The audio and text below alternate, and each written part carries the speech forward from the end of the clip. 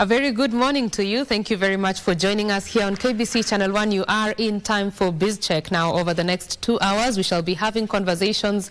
The first hour is on food fortification, what that means for Kenya, food security, as well as the health of the people in Kenya, and where the millers are in terms of fortifying food. The second hour, we'll be talking about how to tap the engineering talent in the country to ensure that Kenya is growing from an infrastructure perspective. My name is Betty Kiptum, and welcome to the show.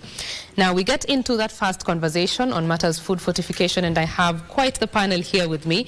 Next to me is Vimal Shah. He is the chairman of Bidco Africa. Right next to him is Rajan Shah, who is the CEO of Capwell Group, and Rizwan Yusuf Ali, who is the program director at Millers for Nutrition. Welcome, gentlemen. Thank you. Thank you. Karibuni sana. Just for context purposes, food fortification is it's a way to ensure that food includes essential vitamins and minerals to ensure that people are more healthy and they meet their intake that is required by health experts. And this is very important because it ensures that there's a healthy people who are able to work better, and it reduces the costs of running the economy. Just to give you a bit of numbers, Chile spends around $200,000 annually on food fortification, and it saves the economy $2.3 million. South Africa, our neighbor down south, spends about $200,000 as well, and saves $5.4 million. And the globe's largest economy, United States, spends around $4 to $20 million and saves around $603 million. Gentlemen, those are staggering numbers. So it makes sense to do food fortification, right? I'll start with you, Rizwan. Just tell us where we are at in Kenya in terms of food fortification. Great. So I think we're privileged in Kenya, showing by the industry has always led with food fortification in Kenya. Mm-hmm. And if you look at the history of that, actually, right now we have many laws and regulations to make fortification of maize flour, wheat flour, edible oil, salt mandatory. But if you actually look at the history of Kenya, all the industry have really started fortifying before it was law. Capwell was probably the first company that started putting fortificants in flour before it was mandated. Bidco was a leader as well. Salt iodization, Kensal started doing salt iodization before it was law. So I think we're privileged to have industry leaders take the charge from the front. But we can't sit back and say that's enough. I think where we need to focus on is how do we then enable the industry to do more, and continue doing it. At the end of the day, fortification, even if there are returns, they're public health returns. They are not direct returns to the industry. It doesn't show up in their balance sheet. Right.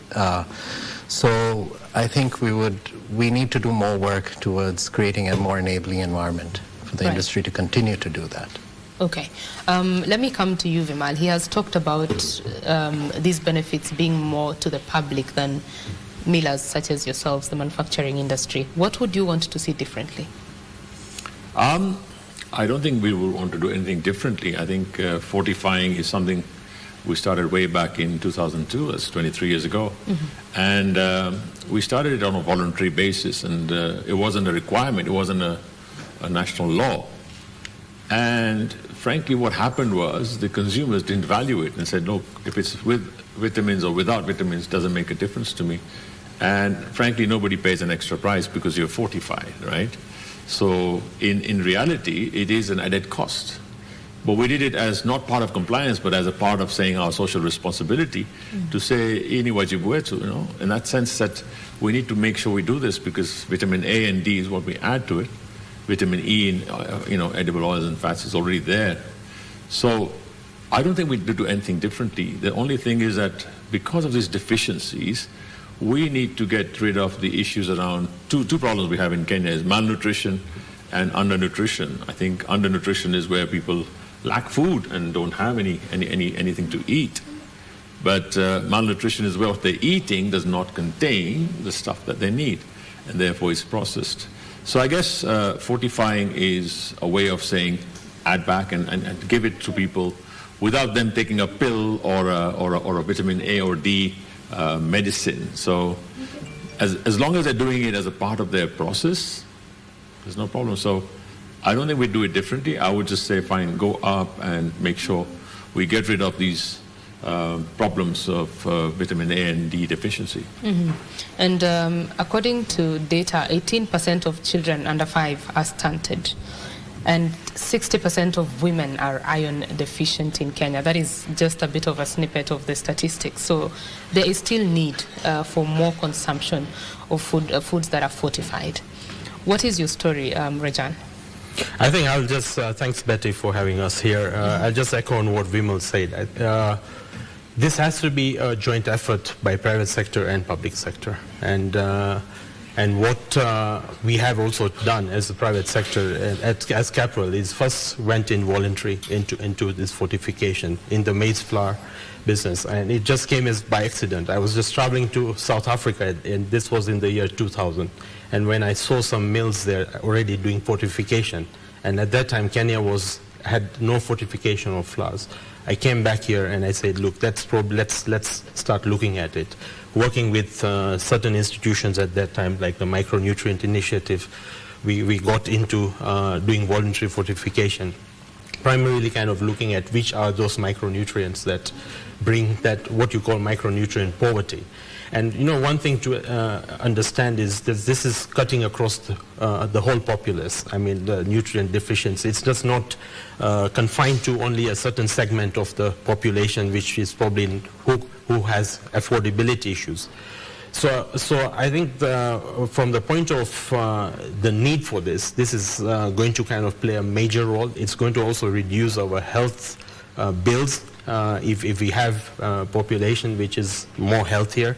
And at the same time, a healthier population also means it's good for us because they'll be consuming more of the products as well. So I think it's one of those things which is a win-win for the entire nation. The thing which I think we need to do more of is consumer education.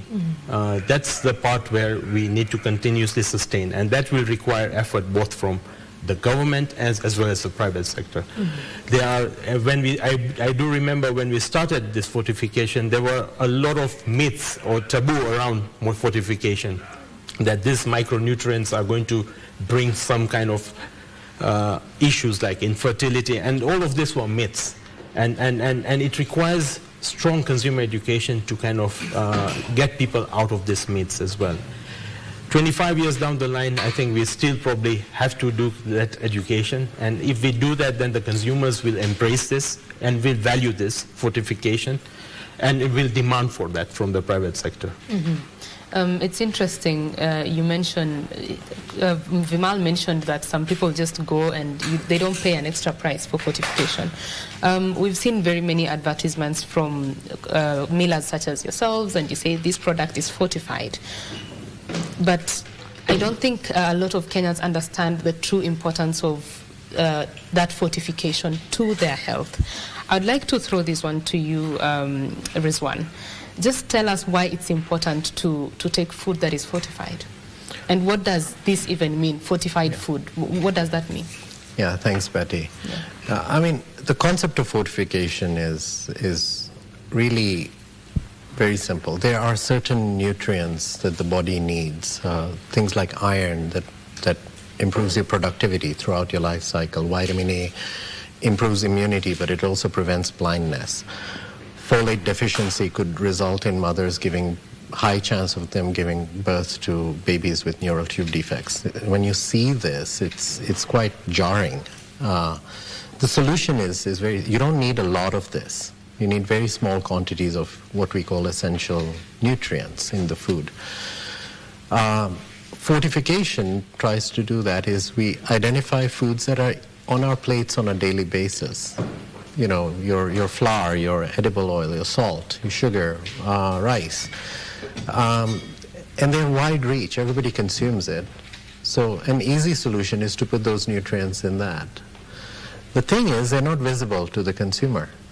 So consumers say, okay, you're talking about fortification and all that. What is it? So I think awareness is needed. Step one. The people need to understand the value of this. And then the second challenge comes in. The awareness, even where it's there, is they're not able to link a health message with a product. And I think we need to do more of this, that there is overall awareness creation. But when you go into the shop, nobody is selling you vitamin A deficiency, or you don't sell nutrition, you sell food. You sell a brand. And that's the bridge we need to get closer to. So I think both are needed, mass awareness, but consumers being able to differentiate. What then does it mean? What action do I take at the point of purchase? Right. And so to you, Vimal and Rajan, I'd like to hear from you, what is the state of compliance and what more can millers such as yourselves do to improve consumer education as well? I think first and foremost, when we did it voluntarily and we started talking about it and advertised for it and said, oh, this is a vitamin. Like Rajan said, people didn't understand it. What does it mean? It's not a point of differentiation, right? But thereafter, I think the government also looked at it and said, fine, why not do this? And I think a lot of agencies came into play and it was legislated. So once it was legislated, all local manufacturers now in Kenya actually fortify. So I'm talking about the edible oils and fat sector. Everybody does that on a mandatory basis. So that's something that's also checked by KEBS and requirements. It's a national requirement. So a lot of people are going into compliance, and we as a company didn't go just into compliance. It was more about lead the pack and make it happen. So the point is, today, a lot of products are fortified that are made locally. The problem that exists is that a lot of imported product that comes into the market and gets flooded into the market does not comply, right? And the rules and regulations around that are, it should. However, knowing our porous borders and our regulators, they allow it, and they say, fine, let it go. I think that's where the whole disharmony is, to say, fine, let's all make it compliant for local and imported products. Your thoughts? Yeah, so just to again add to what Vimal said, in the flour industry, which is mainly the maize and the wheat flour, I mean, those are the two major consumed cereals, and then the third one after that comes is rice. So let me start with the maize and wheat. The wheat industry is a little bit more structured, like you can say, like the edible oil sector. It consists of mid-size and large players, and they have they're formal corporates which actually have the ability to kind of do fortification. When it comes to the maize milling, it's made up of two types. One is the informal, the small posho mills, and then there's the larger mid-size and large mills. Now the mid-size and large mills are very much, complying and fortifying the flour, but whereas the smaller mills, the posho mills, there is a difficulty on fortification there, because first of all, the equipment cost, the capital cost is high, and also the level of compliance can be, I mean, it's something difficult for a posho mill to kind of comply. Now, 60% of our consumption sits in that space.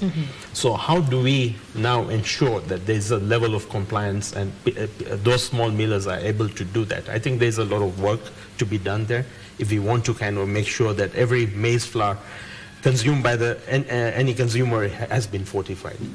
But what you see as branded on the shelf packets, you will probably see that a lot of that, I would say everything is fortified and there's a compliance. Right. You say 60% of consumption in that, they consume it from posho mills. Yes. So that's a very big part of the populace. That's right. And I know even people in urban areas who say, I'm waiting for, the maize from my mother in Ushago to get to me so that I can take it to the posho mill. Yeah. So seeing that it's 60%, and you say that the equipment cost is high and the capital required is high, is it doable? Well, I think we have institutions like what Rizwan is in TechnoServe, and then we also have donor partners who are coming and playing a role in that space.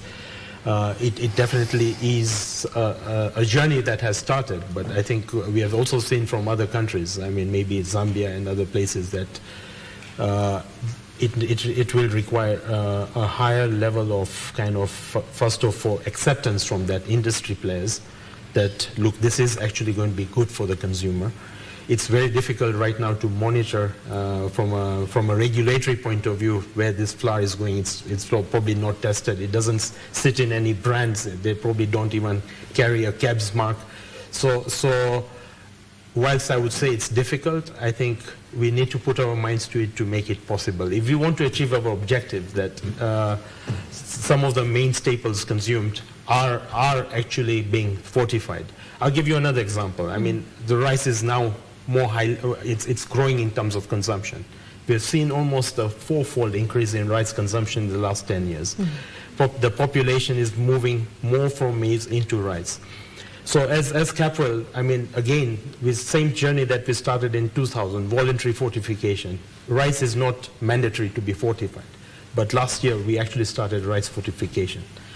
The challenge there we see is that 80% of the rice is imported. How do we now bring that into the fold, into fortification? So that's probably a different challenge that we'll have to kind of come across. Right. But I think these challenges are possible to overcome. Right. One possible way would be get the consumers educated so that they will actually pick up the one that is fortified Right. rather than the one that's not fortified, because they see the value in the fortification. I think it's got to start with consumer education and the consumers saying, I want it fortified. Then everybody will comply. But just by policing and saying you have to do this and there's a whole strictness, there'll be people going finding ways around find it. the loopholes. And there is and there is a logo already by KBC, which needs to be now brought out and brought more awareness to. I think we already started the journey. Right. There is a very specific logo which, if you put on your packets, it shows that there's fortification. But I guess the consumer still doesn't understand that, right? Sorry. Yeah. Rizwan?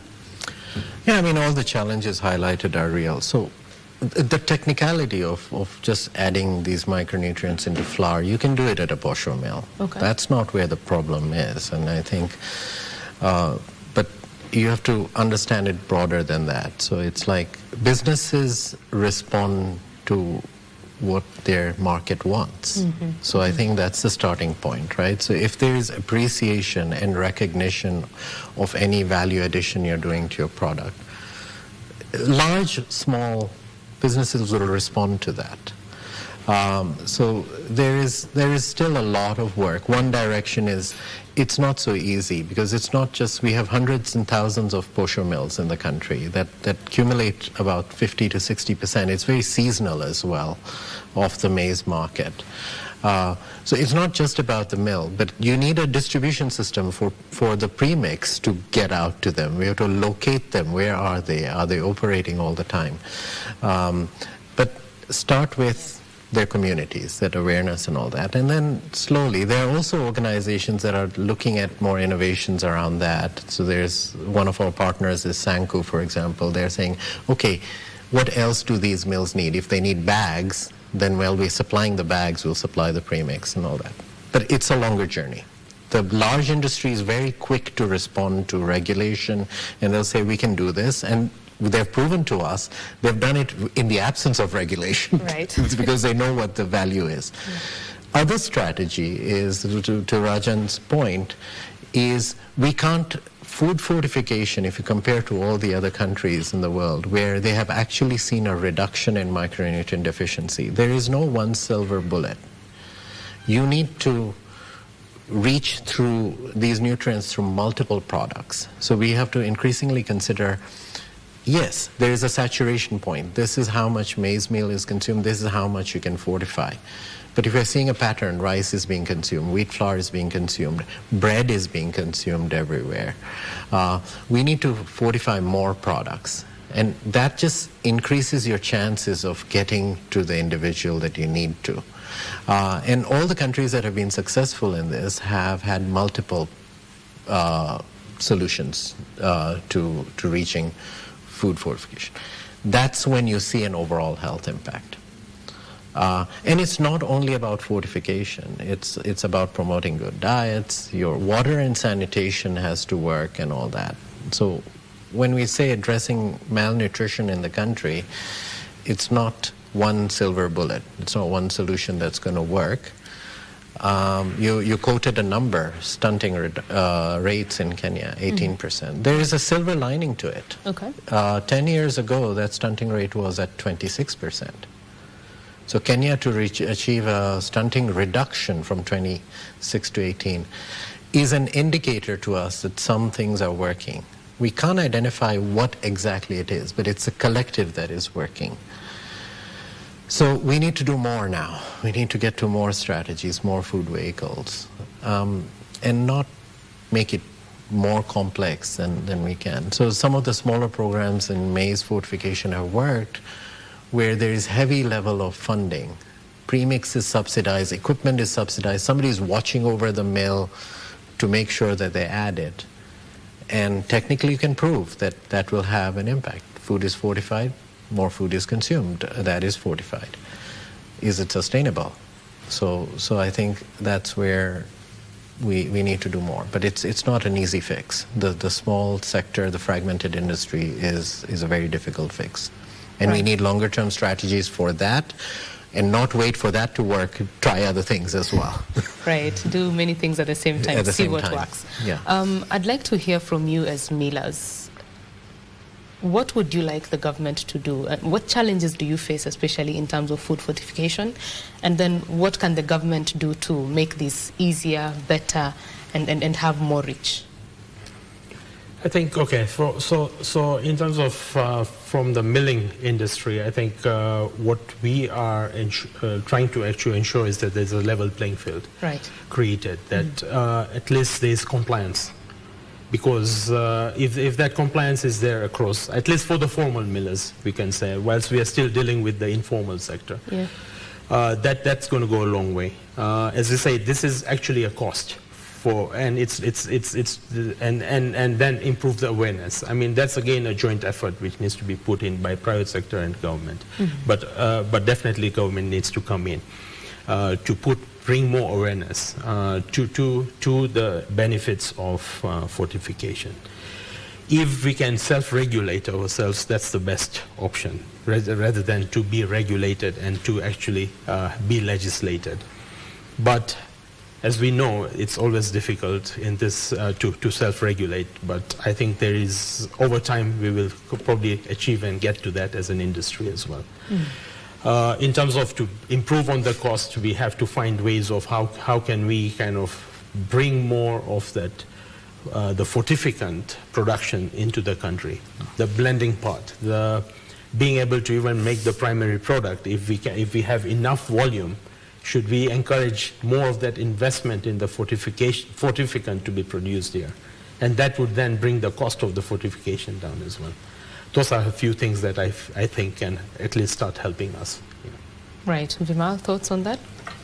I think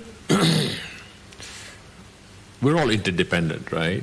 Private sector, public sector, government, all of us together, and the public too, right? So this needs to be a partnership in terms of saying, what are we addressing? Like Rizwan said, we're addressing a health issue. If it's malnutrition, undernutrition, whatever it is. And I think the age 0 to age 5 is a critical moment in any child's life. And this is a crucial part, right? And that's not going to happen to say, fine, we've done it and it's gone down. Every year we're going to be having more and more children being born. And therefore this 0 to 5 cycle continues every year. Year on year, we've got to make sure we find a solution. So if we work closely with government, just not to say that it's up to you guys to do this and up to you guys to do this, it's all of us. How can we make this such that it is first and foremost competitive? Number two, the consumer's asking for it, and the consumer respects why things, if they're fortified, why they help, right? And once you see value in it, I think everybody will say, fine, this is a huge value. If somebody just calculated, if you had no malnutrition, if you had no undernutrition in Kenya, what would our health costs be like? Yeah. And if you did that whole mathematics, your health bills on whatever it is, or whatever, would go down, right? And you would have less deformities, less,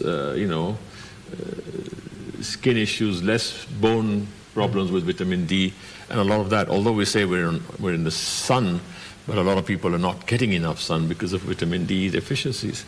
So I think it's a partnership. If we work together and say, fine, let's solve the issue around what is the root cause.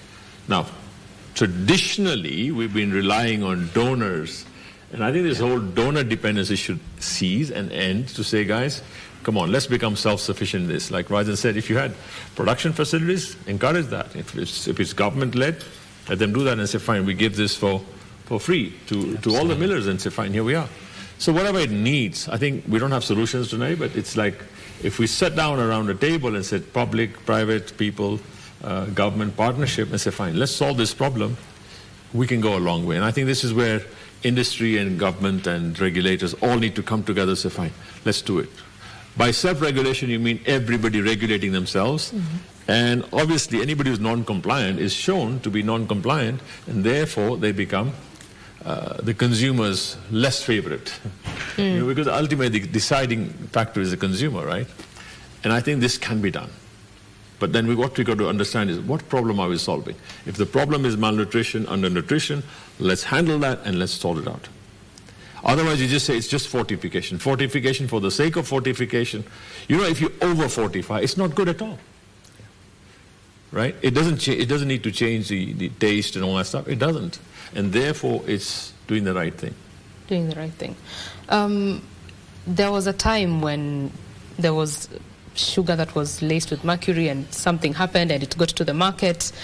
And sometimes when you see the way even Kenyans speak online, they're like, it's only God who protects us because we have eaten, they list the things that they have eaten or think they have eaten, and then they're like, God has done it for us, we are still alive. So I'd like to hear from you. Clearly there is some sort of a trust deficit between the public and the people who feed us, so to say. So you're going, you're shopping, you're like, we hope this is okay, and if it is not, we leave it to God, you know. What more can the industry do to decrease that deficit? I'll start with you. This one. You mentioned a very important word, trust. I think that the trust for the consumer, you buy a product that's something. So I'll come back to that, but you know, we've had many conversations with millers directly. Most of our program work is directly with the private sector because they're a very critical component of food system transformation. And they said, we're doing all these things, but our consumer is not able to differentiate. They're not able to say the value of this. So one of the things, we heard that and we piloted this and we started what was called a micronutrient fortification index in Nigeria. We replicated that model here, and that it's a voluntary system, so it's called the Kenya Millers Fortification Index. Most of the major flour millers, we started this, we are in the second year now. They said, yeah, we want regulation, but we'll self-regulate as well. And they go through an extensive and very rigorous process of assessing, in which we independently verify, we product test and all that. And there's a ranking, public ranking, that is created out of it. This year, we are very fortunate. The oil sector joined that index as well. What does that do? There are several things. That feedback, going through that rigorous process, we are able to give feedback to the industry and decision makers in the industry to say what improvements can be made. Many times we think of food factories as factories, but in anything in life, they're run by people. We are the same consumers of that product. So decision making and action is more important than policy. So it gives that feedback, but it's a public-facing index. A consumer can check what is the quality of the product. So it slowly builds that trust, and it breaks down any misconceptions of product. And the other thing is, it's also a way of rewarding good behavior, right? If companies are doing well, we recognize them every year. We give out our equivalent of food fortification Oscars and recognize that you're helping the nation. So we hope that continues. We have more and more industries joining. Our expansion is into more food strategies, to more food vehicles, but also it's not limited. The index is supposed to be, the participation is simple. If you're a small company, you can also join. You're not required to be at that level of rigor, but are you doing the basics right? So if you look at regulation needs to work, trust needs to be there. We need to think outside of just, oh, this is a nutrient, You have to add it this way, provide technical assistance, and then make consumer aware of it. What is the system that supports it? So, and a lot of it, just like self-regulation, the solutions are also coming from the industry. They know their customer base, they know what the psychology of the buyer is. If we keep a close ear to that, there's a lot of innovation that can come out of that. Who best to, if I were to ask, how do you sell flour or edible oil to the Kenyan market? Do I know anything? I'll go to these people and say, how do you do this? They are talking to their customers on a not in daily basis, on an hourly basis. Right. Trust deficit, how to ensure that we are getting out of the deficit. Yeah. So I think first I would mention that, look, I think industry does a lot of things behind the scenes, like what Rizwan said. I mean, we participate in many of these kind of indexes. We are ISO 22000 compliant, we are HACCP compliant. We do all these things, right, because we want to make sure that we are bringing out that right product into to the consumer. I guess this story needs to be told better to the consumer. The other area which I think is that we need to build more capacity. I mean, we have our regulators. We will look at food. I mean, we have KBC as the primary regulator which looks after ensuring that what industry is giving out or what's imported is meeting to the required standards. I mean, we are not short of standards. We have strong standards, and we are also within the East African Community standards. We look into the international standards. So I don't think so we have a deficit of standards. What we need to ensure is we also need to build the capacities of these regulators to be able to kind of not only kind of be holding a carrot and a stick, but also work along with the industry to see how we can improve the level of compliance. Because believe me not, I mean, the private sector is not out there to all the time be looking at just non-compliance. There is no benefit out of non-compliance. It's sometimes you need to hold the hands as well. So I think that collaboration between regulators and private sector can go a long way. We need to build that. And I'm not suggesting by any means that we should increase the cost of levies. So that if the cost of levies goes up again, it's a cost of doing business which goes up. It again brings affordability. We need to have smarter ways where these regulators can be able to do more with less as well. Right. Thoughts, Vimal? I think it's an interesting question, Betty. What does trust mean? Trust. And we have a deficit of trust. It means four things: integrity, intent, competency, and results. Four things. And you multiply integrity times intention times competency times results. If any of them is zero, you lack trust. It erodes trust. And why do we have a deficiency, right? So integrity means what you say and what you do, kusema na kutenda, has to be together, has to be the thing. You say this, but you do this. If you're different, you'll have a problem. Then intention. What is the intention? A lot of the levies or charges and costs that are being put on to industry today, the intention is just collect money. It is not to give a service, right? Even people like KBC, now they're talking about charging 4 million shillings or 0.2% of your total turnover to everyone. All they're doing is tax collection, but what service are they giving? Have they been able to really give us the service? That's one thing. Second thing is competencies. Let's look at the competencies. That's where trust would lack. Now, if you say that a consumer goes and says, there's a label here, but do I trust it or not? That is the trust that needs to be done to say, fine, this one I can trust because it's been tried, tested, and it's proven. That's where the integrity intention comes from, the regulator and the industry, right? Because people trust quality, people trust industries, right? And ultimately it's results in terms of saying, this is compliant, this is okay, there's no problem with it, number one. Where we lack and the trust deficit is going away is because what we say and what we do are two different things. And I'm not saying only government, but also private sector, also smaller startups will say, why should I incur all these expenses? And the fact that people get away with paying something under the table is the problem. And that's where the trust deficiency comes from, because some products can pass through without any problem, and others are tested. And this is where the whole issue around trust deficit comes from. We just need an impeccable regulator, impeccable services, including laboratories. When you test a product, you try it out. It's not for malintent. It is meant for checking, confirming, and saying, yes, compliant, non-compliant. And you can do a round robin with 10 different labs and say, this is what the results are. And that's what's proven right now, where we take a product to 5 different labs, you get the results, and they're all complying, and KEBS comes and says non-compliant. That means they're looking for something in the middle. And that's where the problem lies. So I'm not blaming anyone, but I'm just saying our systems must be so solid and rugged that we don't play around. Number 2, I think this myth around Kenya, frankly, Kenya has world-class industries. We have in Kenya world-class industries. They are world-class, right? But a lot of people think, no, this is Kenya. Kenya cannot have something that is, wow, internationally so compliant. We are probably, in some places, we are even ahead of the West or other countries, but we don't value it enough. I think this is where, like you're saying, communication, education, understanding that we can produce things here. Our human capital in Kenya is second to none.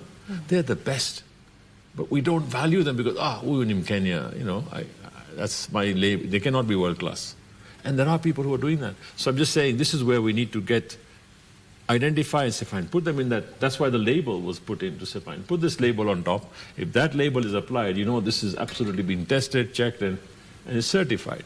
If that practice starts happening, because here the problem is not about my product or his product or your product, it's getting the malnutrition solved. And that's where the inspiration comes from to say, we are solving a much bigger problem. So I think the trust deficit, you say, let's make sure impunity is not allowed. People can't get away with murder, and therefore people comply. But rules are rules, right? But then when I know the curbs on the road, and I know I'm off curb, I already know I'm off track, right?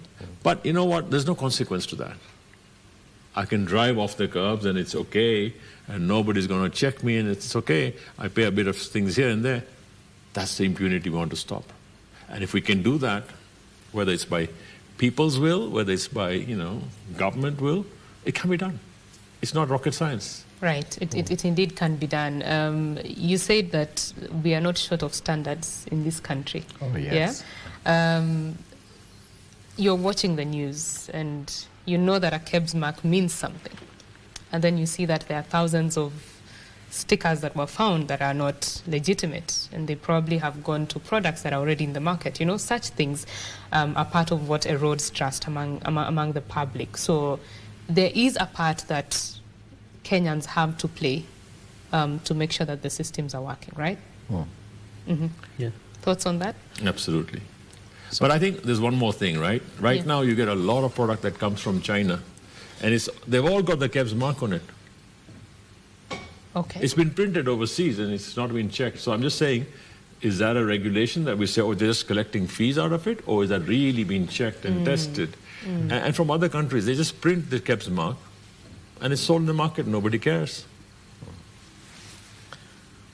Right. So, Rizwan, if policy, so if one could also look at it, if writing a law or a policy could be the solution to the problem, there would be zero crime in the world because all the laws try to prevent crime, right?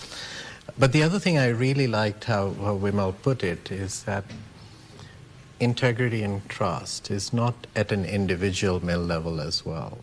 One thing, we work with the Cereal Millers Association, we work with edible oil companies. It's not only your behavior that builds reputation. There is a part of reputation of who trusts your brand. But that is also meaningless if people don't trust the product itself. If people go away, a couple of years back, there was a scare on aflatoxin in maize. Now, if people get discouraged from eating maize, it doesn't matter if Rajan has the best maize brand. People are not eating maize.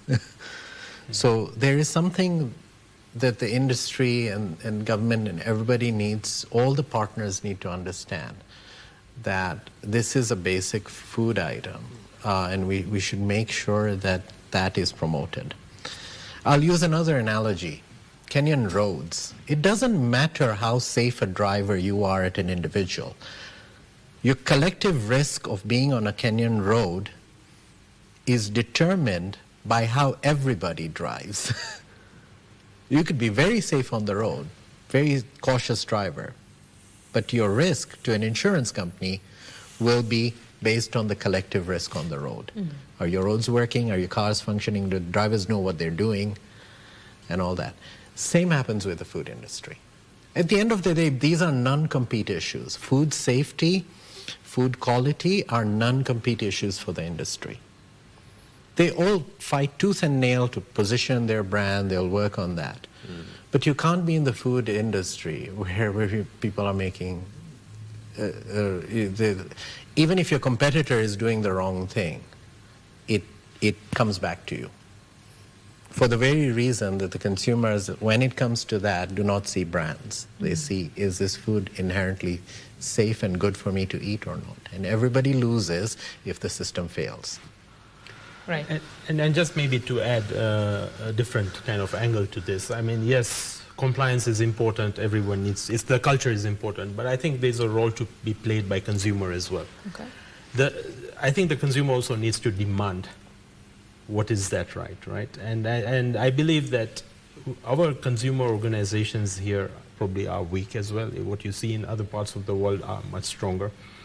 So there has to be that balance between also that consumers are demanding for that, and then of course whoever can rise up to and being able to give that will actually be able to be the favorite for that product, so whatever it is. So I think there is, and that again goes back to consumer education. What are your rights? What can you do?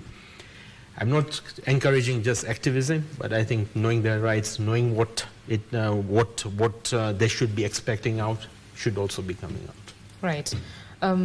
You've talked a lot about imports, and you might do a lot as millers locally, but when imports come, it's a different story. Would an increase in local production solve this problem, or how do we tackle that issue of imports not meeting the standards that are required locally? Start with you, Vimal. There's no doubt about one thing, that whatever we can do locally, we have to keep producing locally. We have to ramp it up and really make it self-sufficient, because there's a new world order right now, and I think the world order is talking about supply chains changing. And we've got to remove our dependency on traditional markets where we were getting our raw materials from, to start saying, what can we do here? Now, we can't do everything, right? So we've got some competitive advantages because we're on the equator and whatever land we have. And whatever we can do there, absolutely, produce locally. However, it doesn't mean bar everything else, but we're now sitting in Africa, right? We're sitting in the global standards and all that stuff. And the whole era was globalization. Today with what's happening in the USA and all that stuff, globalization is being thrown out of the window, right? And therefore our own supply chains, whatever we can do local production, absolutely make it compliant and produce for the entire region wherever we can send products to, and have that surplus. So we got to get that flow happening from raw material to finished products to send to the markets, because today we're about 1.4 billion population in Africa. By 2050, we expect it to go to 2.5 billion. There's a 1.1 billion extra people on the African continent. They're going to need food, clothing, shelter, and whatnot. There's a study done recently that every week, if we build a new city every week, we will still not fulfill Africa's needs. And therefore, when you look at that, there's a whole need, there's a gap there, right? So local production, I would encourage it very much. However, we need to be competitive. Because we've opted as a country to say, let's be in COMESA, let's be in AFCFTA, let's be in the EPAs and various treaties where we've got duty-free access to these markets.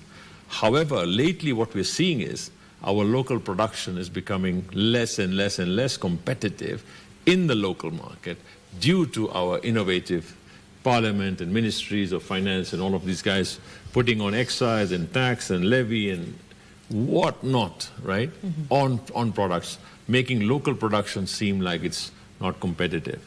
If we did that and say, guys, because, in every company, in every corporate, the government is a 30% shareholder by virtue of 30% tax, corporate tax, right? So whatever profit these companies make, 30% goes to government.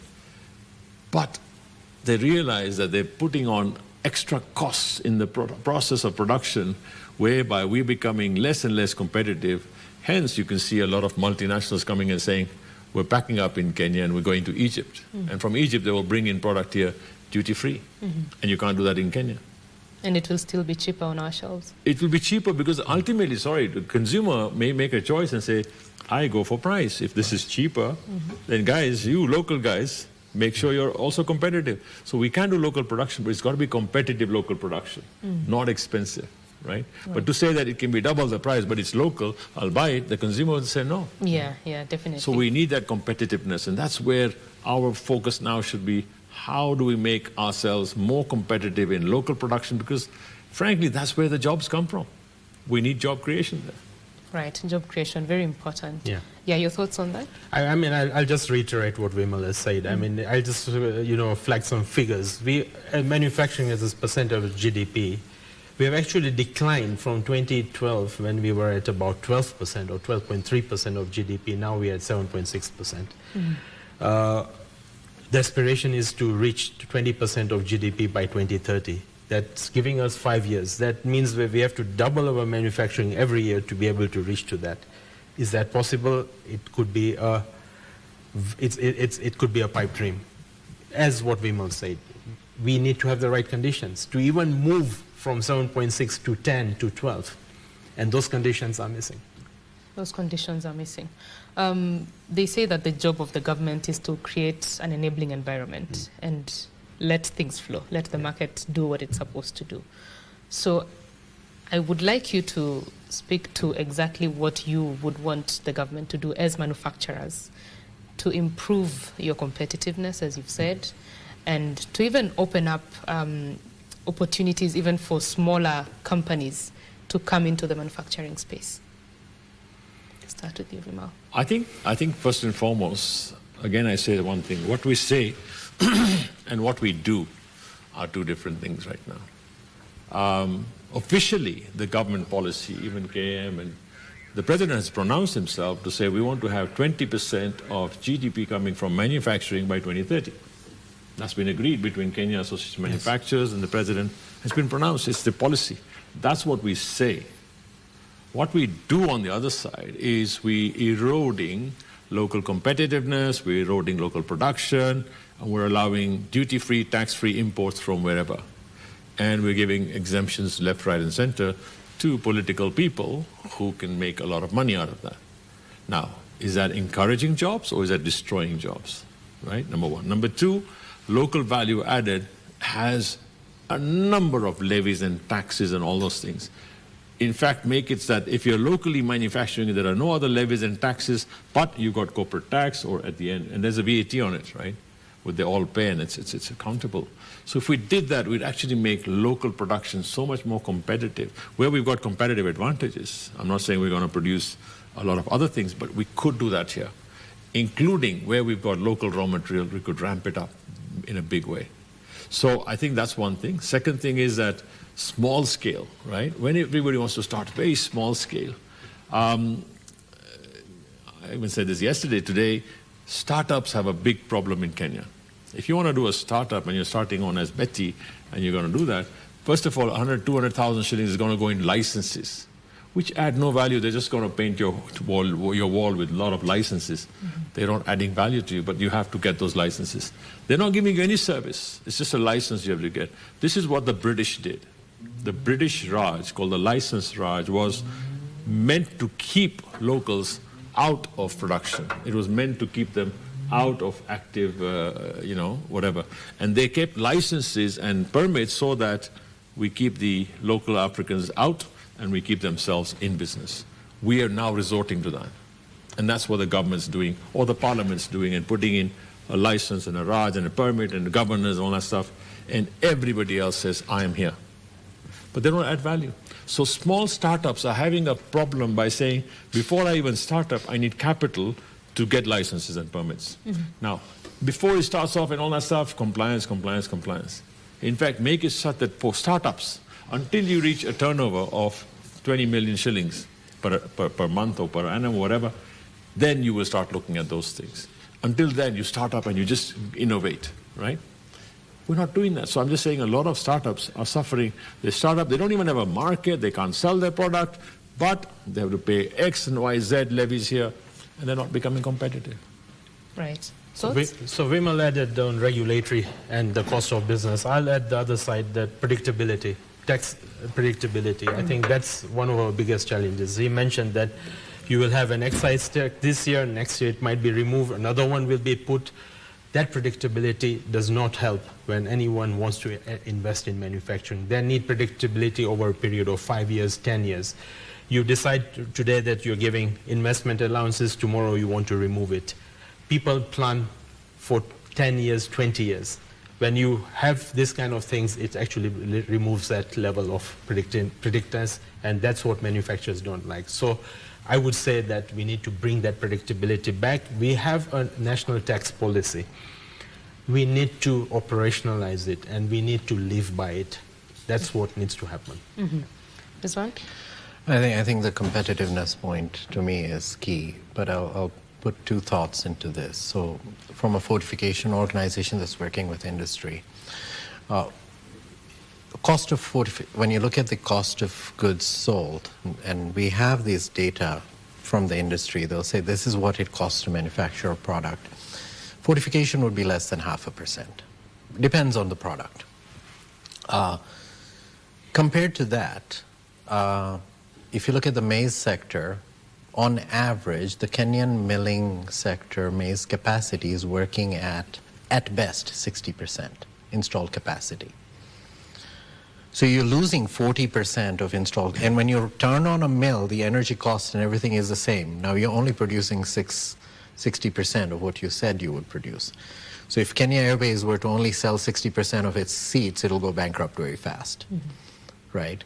So that's where even simple ideas, the industry is not able to invest in innovation. They are not able to invest because they're hitting this glass ceiling. The other thought was, when we again look at, and that's the point Vimal made, is when you look at the cost of goods sold, there are many costs that get into the cost of goods sold equation, or cost of goods produced in this case, that are not a direct value to the product itself. So if you look at a mill operating in Mombasa, by the time they have to transport their product to Kisumu, they're going through several counties. Each county they have to pay cess. That's not adding any value. Just because it's going through the counties, it's the quality of the product is not improving. And all this results in a situation which is a very vicious cycle we get into.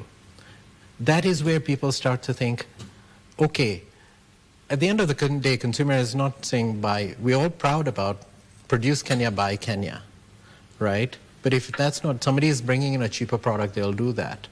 The long-term consequence of it is it starts creating this image that imported is good for quality. And that's where phrases get thrown out. Oh, this is Kenyan, I don't like this. I'm going to import this, import it. But it's not because of the quality. It's because they're used to that. That's cheaper.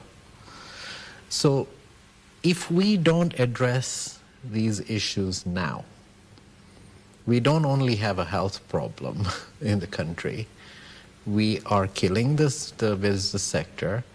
And to Vimal's point, we have to feed another 1 billion people in the next 10 years. How are we going to do that if these systematic changes not? The change starts now. And some of the things are very basic.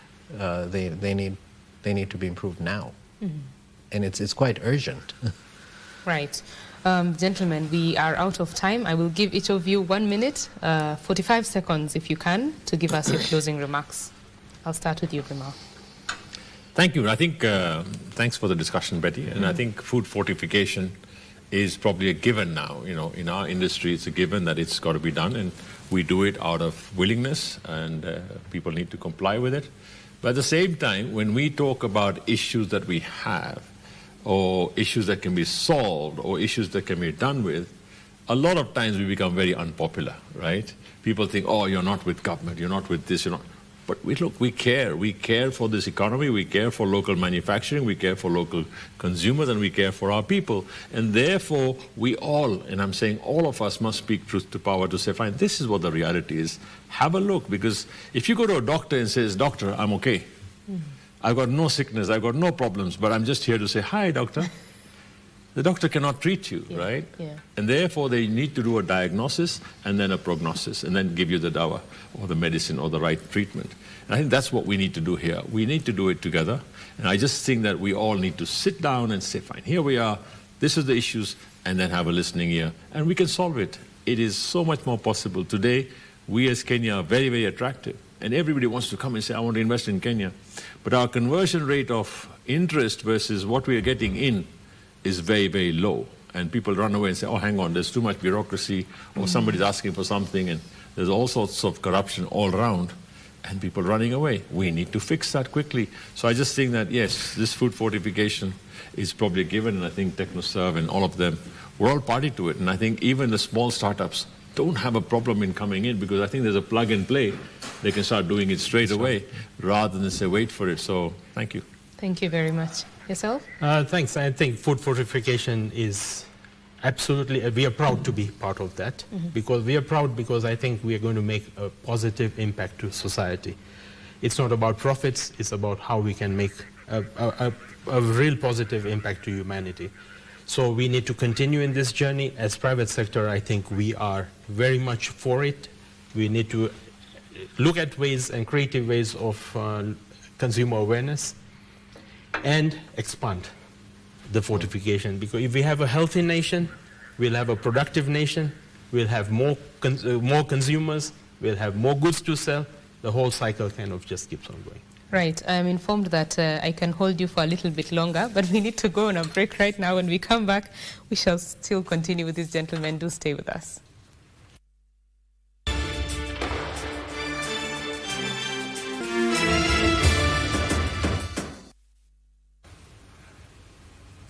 Thank you for staying with Channel 1. This is BizCheck, and we are having a conversation on matters food fortification, how to ensure that we have a healthy populace in the country, while at the same time ensuring that manufacturers are remaining competitive. And this conversation is with Vimal Shah, chairman at Bidco Africa, who is right next to me.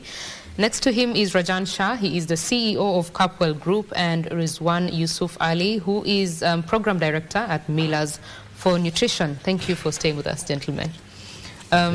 Before I told you to give us your closing remarks, but here we go. We were talking about the competitiveness of the manufacturing sector and ensuring that, as you mentioned, startups are empowered or are supported to take up their place and ensure that they're creating jobs and growing the economy. Yes, please go ahead with that. Yes. Okay. Thank you, Betty. Thank you for reviving ourselves. But I think there's a crucial issue here which we all must address, and that's to do with, let's decide: do we want to be a trading nation like Dubai, where you can bring in product from anywhere in the world and export it anywhere, or do we want to be a manufacturing country, production country, producing country? Once that decision is taken, then we have a clear policy towards saying, let's be production-oriented. Now, the pronouncements till now have always been to say we want to be a production nation, we want to do that. But the encouragement and the incentives are all being given to traders, to the trading nation, to trading people. Say, fine, bring in whatever.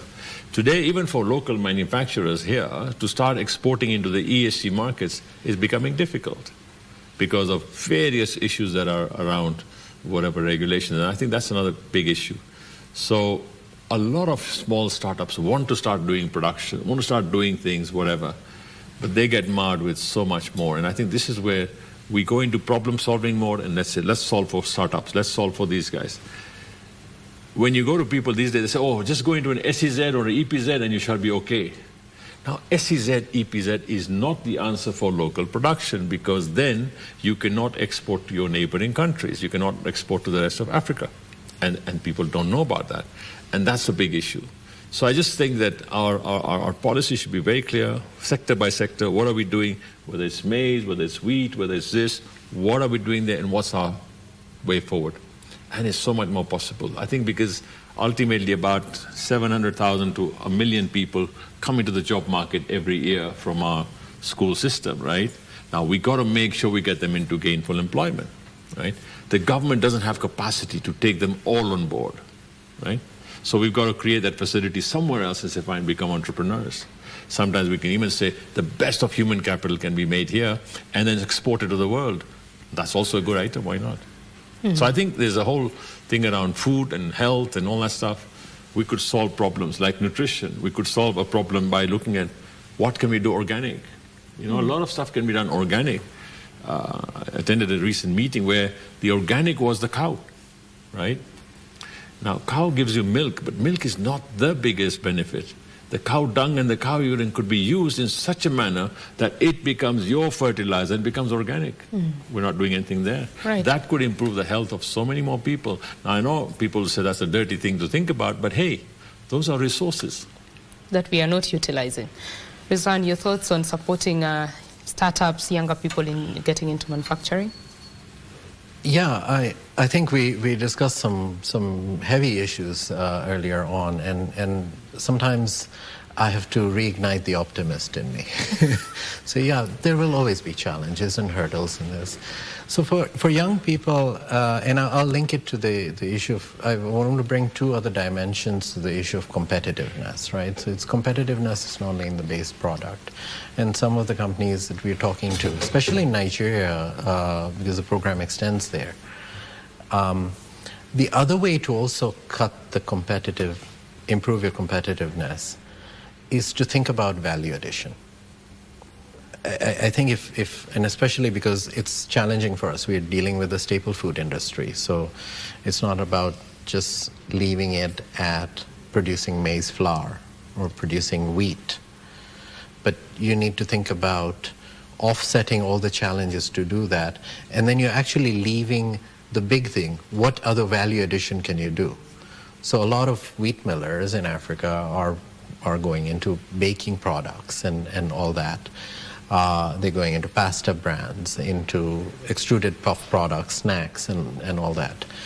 Of course, as a nutrition organization, we say produce that, but let's make sure they're healthy as well. So that's another way of looking at improving competitiveness. The other thing is, I think there has to be more investment in building brands, but then whatever you're doing to add value in that brand to be put forward. Nearly all the large industry, and I'm sitting with some of the champions here, are fortifying properly. They're also making sure the food is safe. So whether the oil has all the heavy metal contamination out, whether the maize is free of aflatoxin, they're all doing it in the background. Very few packages actually advertise that. There is a labeling requirement that this is fortified, but the marketing campaign is not on the basis of whether it's fortified. The marketing is my package looks good, the color is good, my brand is there. So there's opportunity. So when we think about improving competitiveness, there's other ways of doing that. But to young people, I'm saying, is yes, for a young startup, and when I'm looking at the startups in Kenya and all that, the barriers to entry for a young person coming out of college to put up a flour mill is too high. Right? They're not going to go into the flour milling business. Plus, if you do that, there's already excessive capacity. But that doesn't mean they're excluded from the sector. My call to action to young people is think about innovative ways of putting these products that others manufacture to the consumer. There's a big demand gap. So if you look at 70% of people, Kenyans, we buy our products from informal outlets. We don't go to the Carrefour or formal shops to buy it. 70% of Kenyans buy it from informal markets. There's a lot of opportunity to be innovative in getting products into that. And the infrastructure, interestingly, is there. If you look at M-Pesa, it's a global phenomenon. I mean, again, talking about inventing Kenya and then not tooting the hoot for it enough, nobody else did it. We invented that here. So there is a lot of innovation there, and that is ideal for startups. We need more young people to get involved into taking basic materials, converting them into value addition, and then getting it where it's needed. And there's tons of opportunity. We have the workforce. We have a very intelligent young group. We have the education system here that's pretty good. It's about creating the conditions for them to do that. And how do you do that? You remove the entry barriers for them. Not entry barriers for them to become big, large millers, but the entry barriers for them to just start doing a business. And then they can grow to be Bidco or a young college graduate doesn't have 500,000 shillings in their pocket just to cover registration. They have ideas. They can't even, before they get to actually executing their idea, they're dead in the water. Yeah, true. You're nodding in agreement? Yeah, I mean, I can't agree more. I mean, when even at Kenya Association of Manufacturers, 60% of our membership is SMEs. These are young businesses yearning to make a success, and they are not short of ideas. They're not short of innovation. So, what is in the ecosystem? What are the right conditions we need to put in place? I mean, one of the things mentioned here is they have limited capital, or probably even the cost of capital to go out and get that from a bank is next to impossible, because first they need to have probably a title deed somewhere to be able to get some money. We have to kind of fix that. We have to really find ways of how we can support financially this young, budding and energetic people who want to start and make a success out of business. The second area is that, look, I think, and you'd see that happening a lot in other countries like probably India, there are support mechanisms, research institutions, which are helping this young people to use some facilities to develop something. We have something, but it's probably not marketed well enough. It needs to be boosted up so that they don't need to kind of make so much of capital investment initially, but they can get the idea flowing. And then thirdly, it's looking for the market. I think the biggest buyer of any of goods and services is the government. How active are they? How deliberate are they to ensure that they are supporting Kenyan manufacturers? The Buy Kenya, Build Kenya that we're talking about, is that really happening? We have to kind of, it doesn't feel like it's happening. And looking for the markets, and how can we support these young entrepreneurs to find markets, to be able to be in the Carrefours of the world and the Naivashis of the world, so that they can actually showcase their products. I think there has to be also some kind of support system for them to do that. That's what's going to bring the success out of it. Right. Gentlemen, I don't think we can have enough time to discuss everything that we need to discuss. I will give this time to Rizwan. You are the one who had not given us your closing remarks. You can close these thoughts on food fortification, the future, and then we can close it. So I have one thought on food fortification. I mean, we again talked about hard issues and all that. Food fortification, to me, ultimately boils down to whether it's going to be successful and it's going to work to perpetuate for a long time and actually have the impact. Boils down to decision making. It's the decisions consumers make. It's the decision the industry makes. It's a decision the government makes. It's the decisions that the development sector that aims to support it make. And by decisions, I would say not only the policies are there and all that, but you have to decide to act. There is a responsibility all of us carry. The consumer carries a responsibility to buy the right product. The industry carries a responsibility to produce the right product. The government carries a responsibility to make sure that that happens and the enabling environment is there. And development sector also has to play its responsibility to invest in the right ways and not invest in wastage. So to me, I would sum it up that like any other strategy, once you decide and to act, I think earlier on Vimal put the different things of trust building, it's the same thing. Right. So I'll end there. Thank you very much, gentlemen. Allow me to end the conversation there. That is Rizwan Yusuf Ali. He is Program Director at Millers for Nutrition. I have also been having Rajan Shah, who is the CEO of Couple Group, and Vimal Shah, who is the Chairman at Bidco Africa. We have been talking about matters food fortification and just ensuring that millers, manufacturers in general, are remaining competitive to, of course, grow the local economy and also access those overseas markets.